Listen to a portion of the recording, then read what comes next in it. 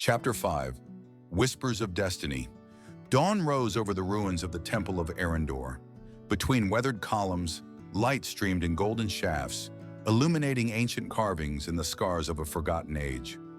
Time had carved its mark into the stone, yet the temple remained the heart of the Order of Aeryndor, a sisterhood of spellweavers and scholars devoted to preserving the old knowledge. At its center, the great tower stood defiantly among the ruins, a beacon of memory. From its highest chamber, the oracle watched the threads of fate glide across the waters. But not everyone in the temple shared that serenity. Through the corridors, a young woman hurried, clutching a basket wrapped in cloth to her chest.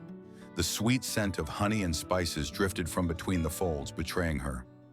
Behind her, two apprentices chased after her, their voices sharp with irritation. "Lyanna, those were meant for the senior guardians," one of them shouted. Lyanna turned a corner without looking back. Her dark curls bounced around her shoulders, and her green eyes gleamed with a mix of mischief and determination. I know, she called as she kept moving. But if the guardians insist on leaving the tray exactly where anyone can reach it, it's practically an invitation." She attempted to hide behind a half-collapsed archway, but as she stepped back, her elbow struck a shelf laden with old relics. A glass vial toppled and shattered on the floor in a flash of blue light. The glow lifted for a brief moment before fading like a breath. Silence fell instantly. Lyanna froze. The apprentices stopped as well.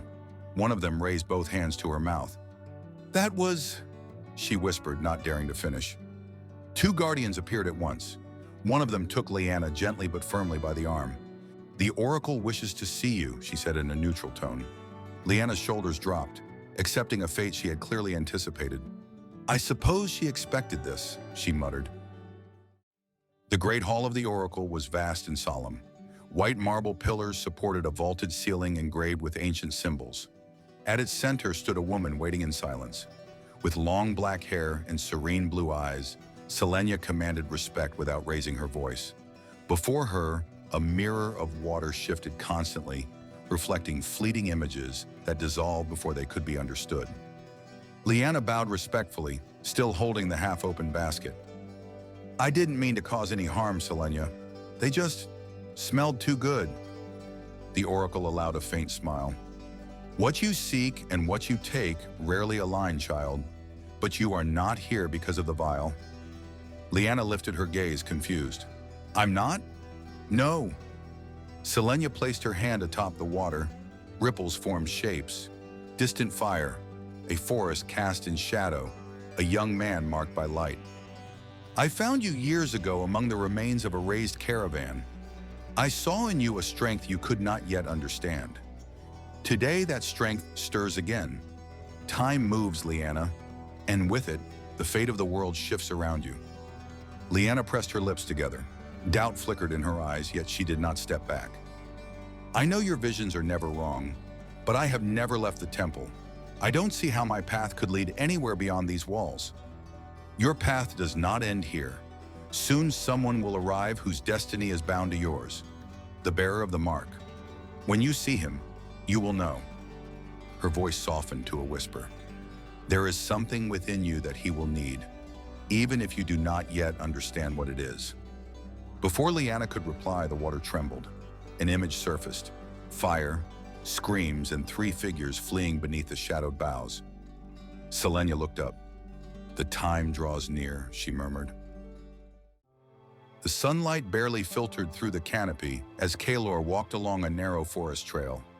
Alden followed a few paces behind, with Kael closing the group. For a long while, the only sound was the crunch of leaves beneath their boots. At last, Kael spoke. "Alden," he gave him a light nudge. "How are you holding up?" The young man looked up, weary. "I don't know.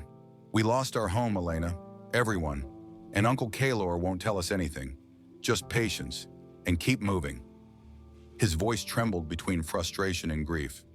"None of this makes sense." Kael was silent for a moment.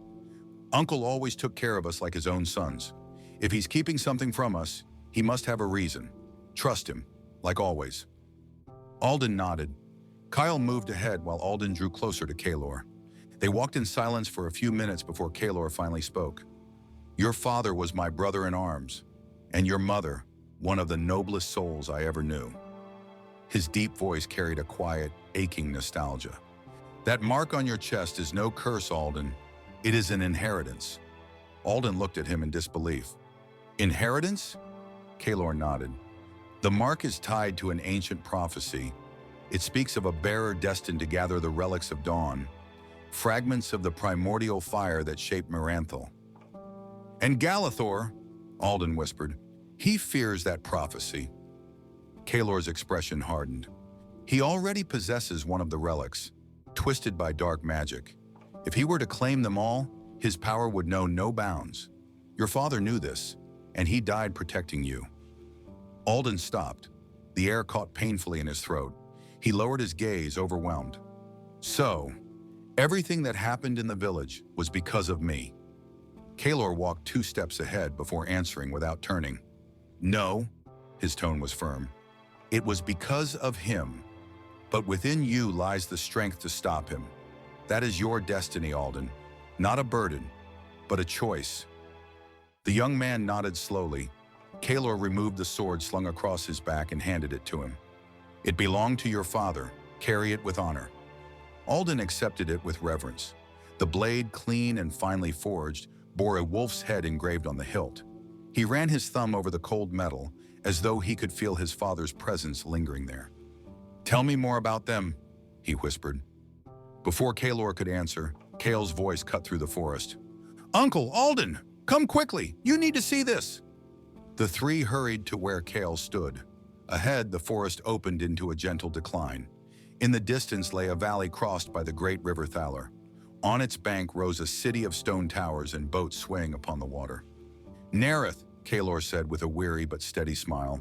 "Our first stop on the road to Aeryndor." Beyond it, the Thalen peaks rose like a wall of jagged stone, dividing kingdoms and destinies. Alden gazed in silence as the wind stirred the leaves around him. For a moment, he thought he heard a distant echo, a soft, feminine voice whispering his name through the murmurs of the forest. His hand moved to his chest. The mark pulsed once, warm, as if something within it had just awakened. In Aeryndor, Lyanna made the very same gesture without knowing why. The wind carried that echo across the temple's towers, where the oracle closed her eyes beside her mirror of water. "He is on his way," she whispered to herself. And for a moment, Lyanna heard the same whisper, so vivid that she turned her head, searching for its source. The air around her had shifted, as though destiny itself had stirred awake. And now there was no putting it back to sleep.